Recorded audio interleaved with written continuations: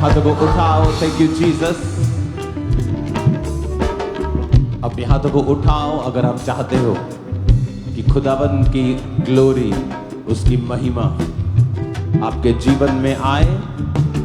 अगर जा चुकी है तो फिर से वापस आए और खुदावंद की ग्लोरी रिस्टोर हो, उसकी प्रेजेंस, उसकी हुजूरी आपकी जिंदगी में वापस आए। बड़े बड़े राज्य मिट गए जब खुदावंद की प्रेजेंस वहां से चली गई। वहां परमेश्वर के गिफ्ट तो थे लेकिन परमेश्वर की हुजूरी नहीं थी, क्योंकि परमेश्वर के वरदान और परमेश्वर की उपस्थिति ये दोनों अलग अलग चीजें हैं। जहां परमेश्वर का उपस्थिति होगी, उसकी प्रेजेंस होगी, वो राज्य लंबा जाते हैं। उनके विषय में परमेश्वर पीढ़ियों दर पीढ़ियों दर पीढ़ियों सोचता है। उसने कहा दाऊद को कि मैं तेरे घराने के बीच से इस राज्य को जिंदा रखूंगा, क्योंकि बाइबल कहती है परमेश्वर ने दाऊद को अपने मन मुताबिक पाया। अपने हाथों को उठाकर जब क्वायर इस भजन संहिता को इस शाम को गाएगी या बोलेगी, आप उसके पीछे पीछे बोलेंगे। अपने हाथों को उठाओ। पवित्र आत्मा आप हमारे संग हो और जो हम बोलें आप हमें उसका फल दें। अपने हाथों को उठाओ।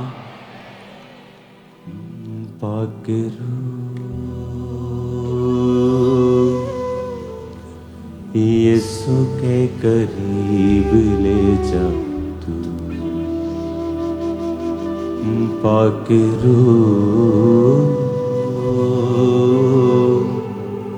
यीशु के करीब ले जा तू, ईमान में बढ़ा, जीना सिखा, ईमान में बढ़ा, जीना सिखा, सच्चाई की राहों पे तू चलना सिखा। अपने हाथों को उठाओ। भजन संहिता 51 आप पढ़ेंगे क्वायर और हम सब कलीसिया आप इसे ऊंची आवाज में घोषित करेंगे। हे परमेश्वर, अपनी करुणा के अनुसार मुझ पर अनुग्रह कर, अपनी बड़ी दया के अनुसार मेरे अपराधों को मिटा दे, मुझे भली भांति धोकर, मुझे भली भांति धोकर, मेरा अधर्म दूर कर, मेरा अधर्म दूर कर, और मेरा पाप छुड़ाकर, और मेरा पाप छुड़ाकर, मुझे शुद्ध कर, मुझे शुद्ध कर। मैं तो अपने अपराधों को, मैं तो अपने अपराधों को जानता हूँ, और मेरा पाप निरंतर मेरी दृष्टि में रहता है, निरंतर दृष्टि में रहता है। मैंने केवल तेरे ही विरुद्ध पाप किया, तेरे ही विरुद्ध पाप, और जो तेरी दृष्टि में बुरा है, और जो तेरी दृष्टि में बुरा वही किया है, वही किया, ताकि तू बोलने में धर्मी, ताकि तू बोलने में धर्मी, और न्याय करने में निष्कलंक ठहरे। देख मैं अधर्म के साथ उत्पन्न हुआ, मैं अधर्म के साथ उत्पन्न, और पाप के साथ अपनी माता के गर्भ में पड़ा। पाप के साथ अपनी माता के गर्भ देख में तू हृदय की सच्चाई से प्रसन्न होता है, और मेरे मन ही में ज्ञान सिखाएगा। जूफा से मुझे शुद्ध कर, तो मैं पवित्र हो जाऊंगा।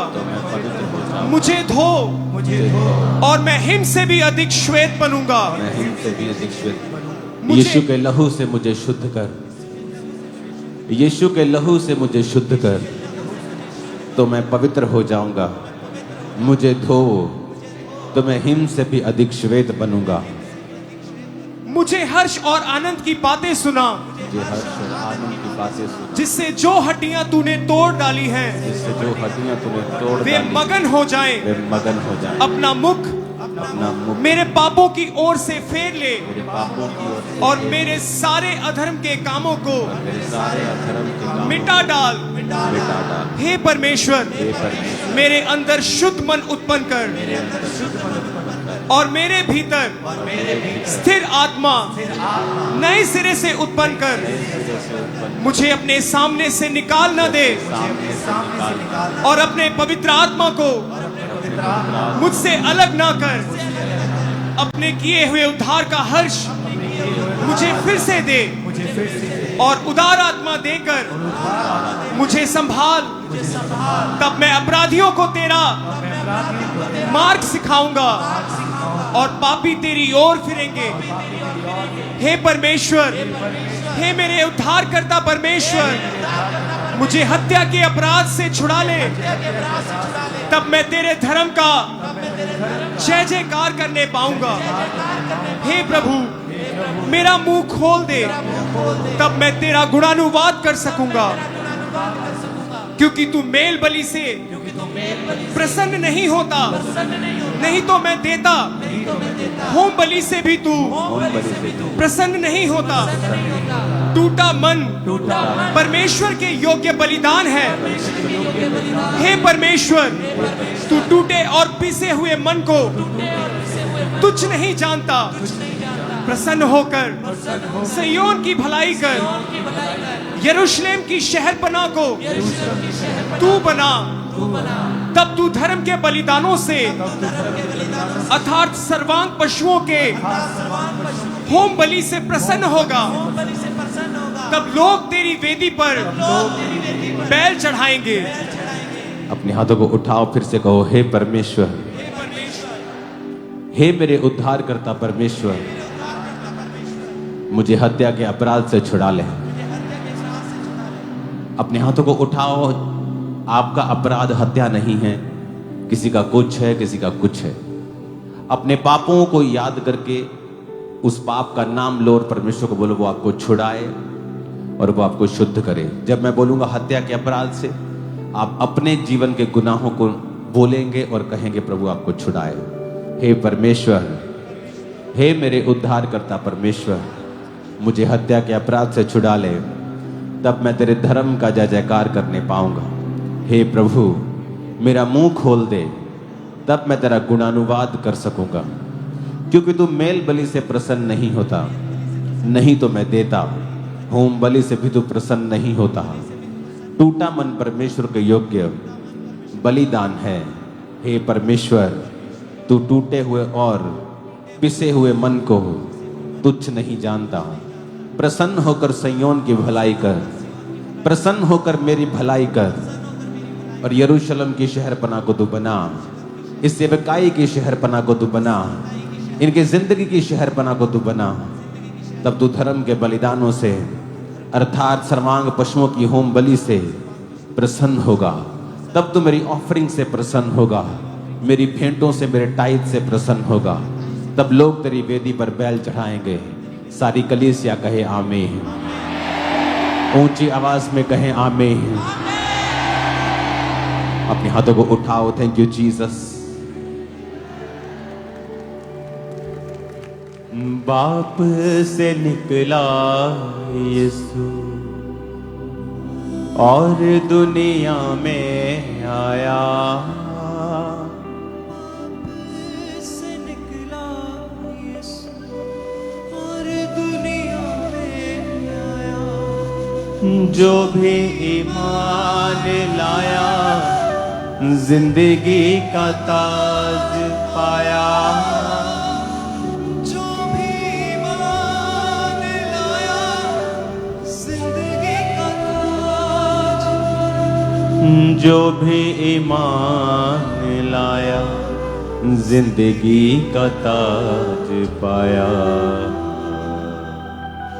पाक रूह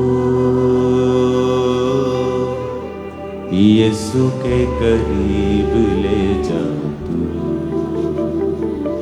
खुदावंद, तेरे लोग इस दुनिया की सबसे कीमती चीज पवित्र आत्मा और उसकी भरपूरी को आज पाकर वापस जाएं। खुदा बाप, तेरे लोग आज पवित्र आत्मा की प्रेजेंस को पाकर, उसकी अनॉइंटिंग को पाकर यहां से वापस जाएं मेरे पिता। इनकी जिंदगियां पूरी रीति से बदल जाएं मेरे सामर्थ्य परमेश्वर। ये माफ करने वाले, आग से भरे हुए, सामर्थ्य से भरे हुए, अपनी जिंदगी का हर कुछ खुदाबंद के लिए देने वाले बन जाएं मेरे सामर्थ्य परमेश्वर। और दो इनको इतना ऊंचा करे, इतना ऊंचा करे खुदा बाप, इतना ऊंचा करे कि ये बैरी की पहुंच से बाहर हो जाए मेरे सामर्थ्य परमेश्वर। अपने हाथों को उठाकर खुदा बाप का थैंक्स करते हुए, बाप से निकला यीशु और दुनिया में आया, बाप से निकला यीशु और दुनिया में आया। जो भी ईमान लाया जिंदगी का ताज पाया। जो भी ईमान लाया जिंदगी का ताज पाया। जो भी ईमान लाया जिंदगी का ताज पाया। अपने हाथों को उठाओ मेरा परमेश्वर। आपकी हर तरीके की मानसिक, आपकी हर तरीके की शारीरिक बीमारी को, हर ट्रबल को आज फायर से जला के भस्म कर दे। और आज आपकी लाइफ के ऊपर मैं घोषणा करता हूं एक नई गुड न्यूज की, एक नई लाइफ की, एक नई एनर्जी की, एक नई ताकत की, एक नई ब्लेसिंग की। In the name of Jesus आमीन। ऊंचाई आशीष हमारी है चर्च, आमीन। ऊंचाई आशीष हमारी है चर्च।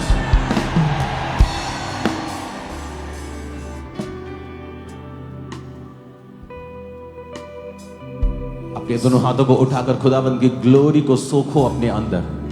मैंने आपसे कहा था कि खुदाबंद ने कहा है मेरी पत्नी को कि वो प्रचार करे, और तू खुदाबंद की ग्लोरी में, खुदाबंद की महिमा में उनको लेके जा मेरे लोगों को, ताकि आप सोख सके परमेश्वर की प्रेजेंस को।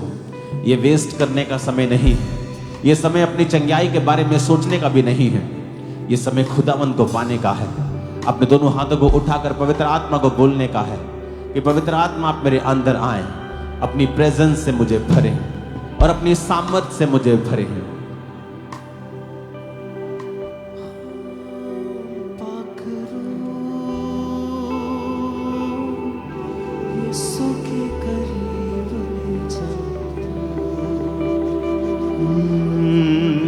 यीशु से मिलूंगा जब, सब कुछ कहूंगा तब मैं।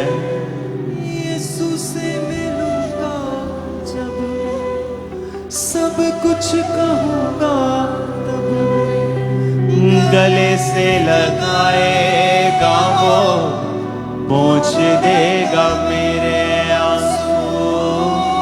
गले से लगाएगा वो, पोंछ देगा मेरे आंसू।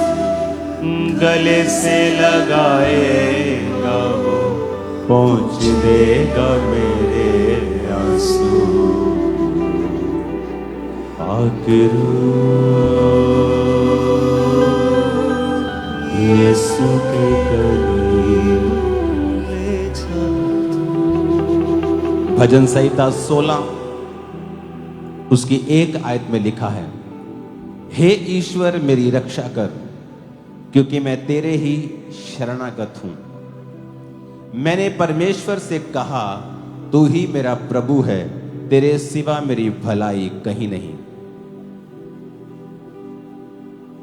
अपनी स्क्रीन की ओर देखें, उस वचन की ओर।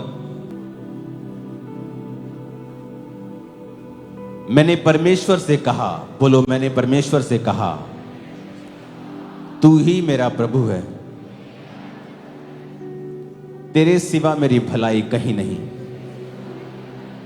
हे ईश्वर मेरी रक्षा कर, क्योंकि मैं तेरा ही शरणागत हूं। मैं तेरे ही शरणागत हूं।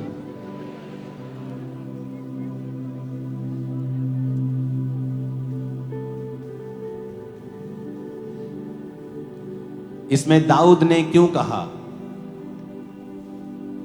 ये दर्शाता है एक व्यक्ति का परमेश्वर के ऊपर निर्भरता।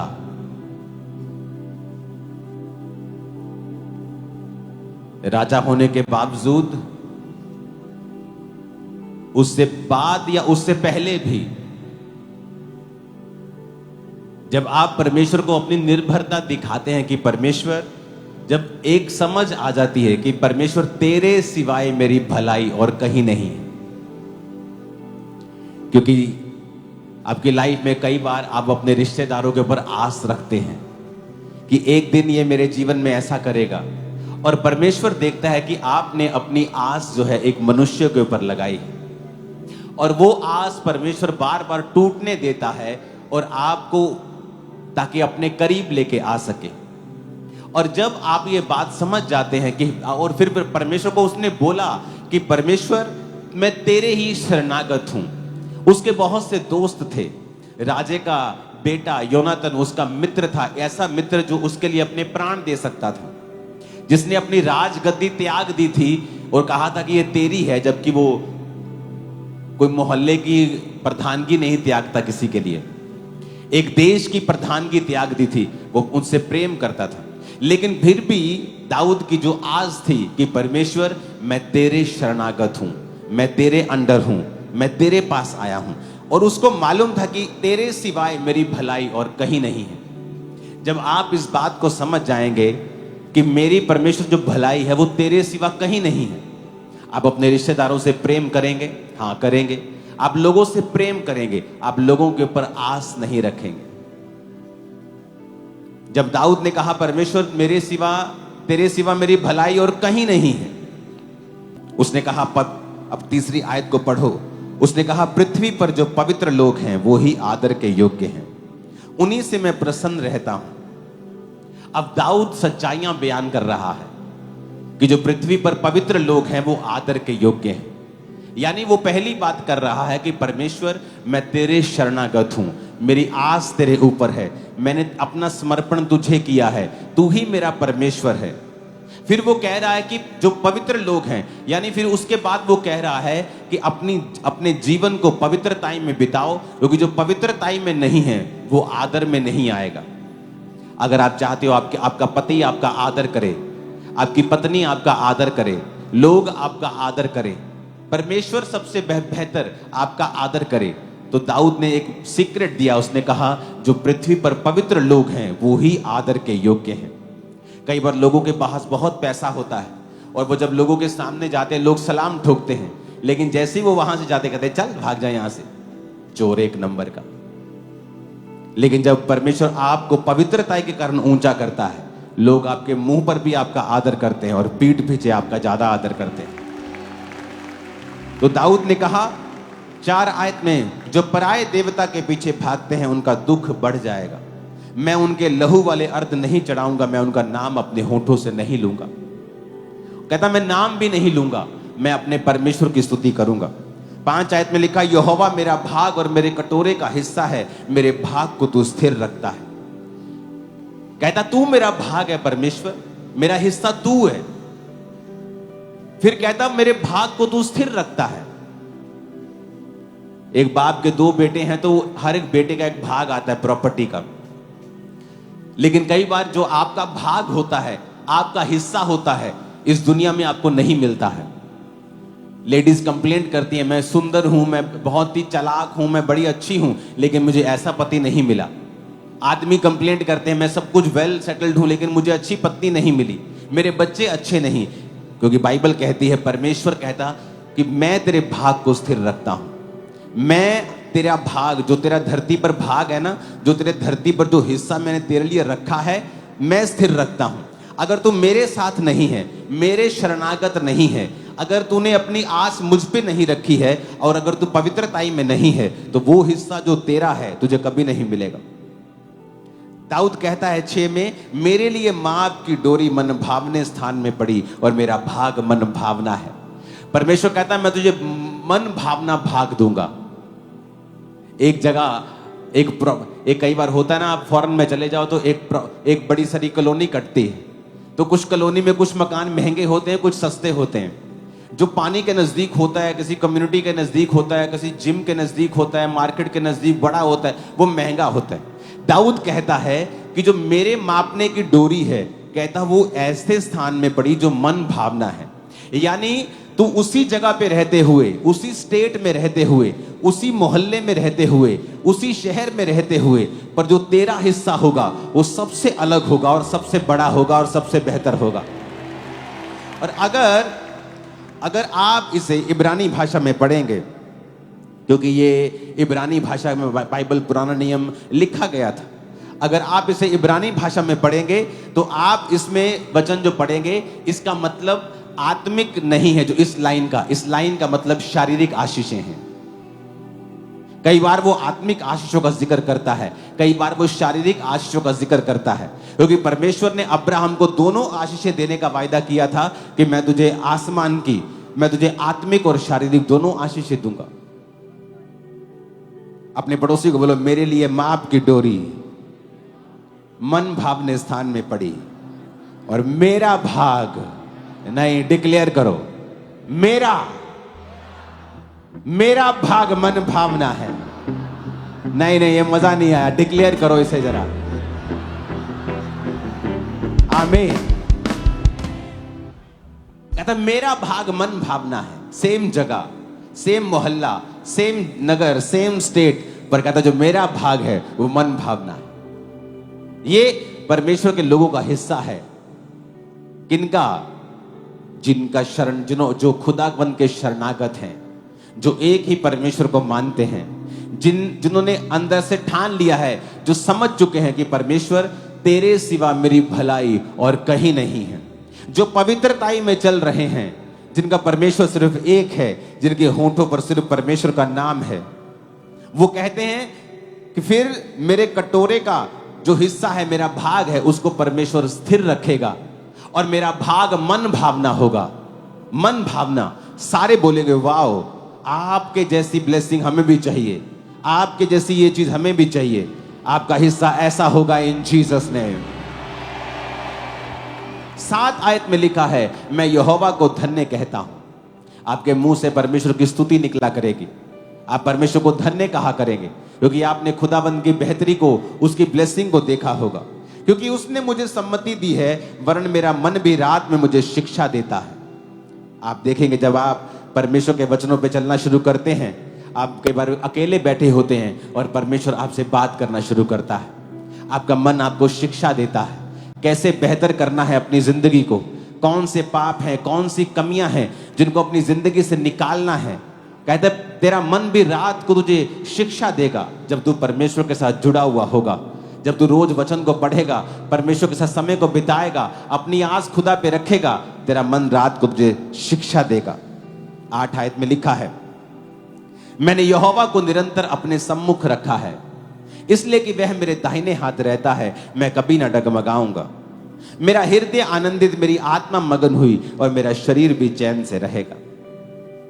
कहता मैंने यहोवा को निरंतर अपने सम्मुख रखा है। कोई परमेश्वर को अपने सामने कैसे रख सकता है? यह कोई कुर्सी थोड़ी है कि आपने सामने रख दी, या कोई चीज थोड़ी है कि आपने अपने सामने रख दी। इसका मतलब है परमेश्वर को सम्मुख जानकर सारे काम करना। आप एक जॉब प्लेस पे हैं, आप एक नौकरी कर रहे हैं, आप बिजनेस कर रहे हैं, और जब वहां आप चोरी करते होंगे, इसका मतलब यहोवा आपने अपने सम्मुख नहीं रखा है। अगर आपके सम्मुख आप यहोवा को जान के चलेंगे, आप चोरी करते हुए डगमगाएंगे, आपके हाथ कांपेंगे। आप व्यभिचार का मैसेज करते करते आपका दिल कांपेगा, क्योंकि आपने परमेश्वर को अपने अगर सामने रखा है तो। लेकिन कई समय तक आप परमेश्वर को साइड कर देते हैं कि अब तो मुझे नहीं चाहिए, और फिर आप अपने काम करते हैं जो नहीं करने चाहिए। इसलिए बाइबल कहती है, परमेश्वर ने कहा मेरा हृदय आनंदित, दाऊद कहता मेरा हृदय आनंदित रहेगा।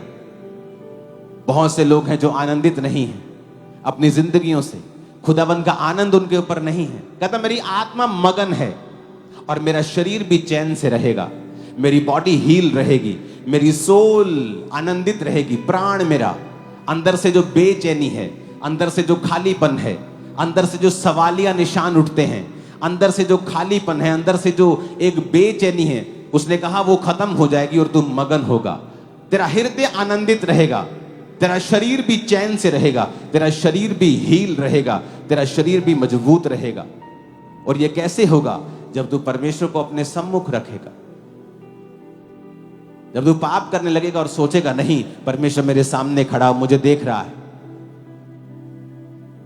अगर तू गलती करेगा तो उसकी माफी मांगे परमेश्वर के सामने चला जाएगा, दोबारा ना दोहराने का वायदा करेगा और खुदाबंद को फिर अपने सामने रखेगा। अपने जीवन में तू चलेगा परमेश्वर को सामने जानकर, बिजनेस करेगा सामने रख के, जॉब करेगा सामने रख के, सेवा करेगा सामने रख के।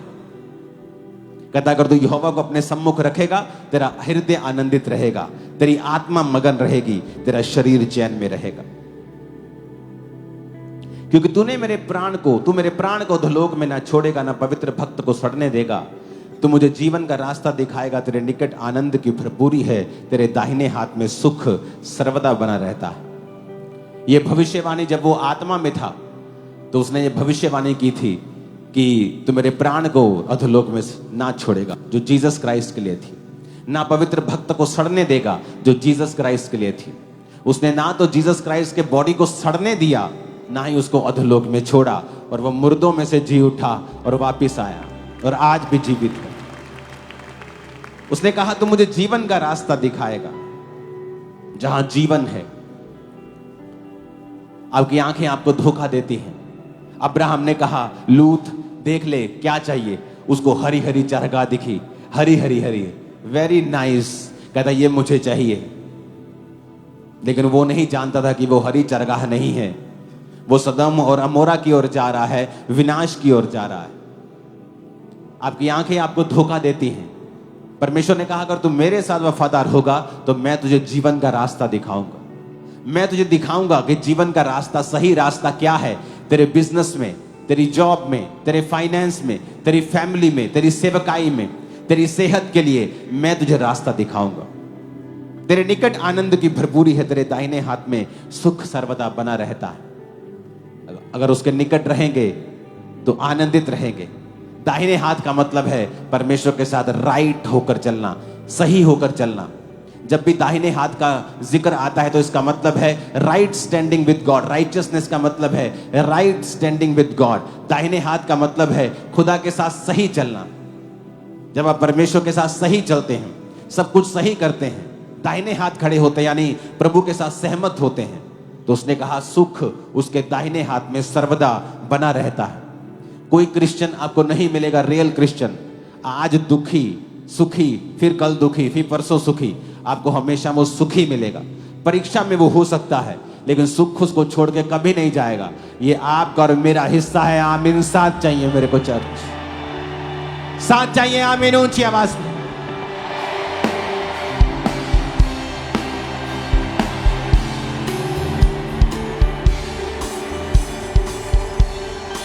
Hallelujah, hallelujah. इसलिए मैंने आपको भजन संहिता पढ़वाया है कि आप तौबा करें अपनी लाइफ में, खुदा के पास जाएं, उसके बिना कुछ नहीं मिलेगा आपको। सिर्फ निराशा होगी, एम्बैरेसमेंट होगी, शर्मिंदगी होगी, दिल टूटेगा, मन टूटेगा, आंसू होंगे। लेकिन अगर आप परमेश्वर के साथ जुड़े रहेंगे तो लिखा तुम्हारा मन भी रात को तुझे शिक्षा देगा। कॉन्टिन्यूसली परमेश्वर तेरे से बात करता रहेगा, तेरी लाइफ को बेटर करता रहेगा।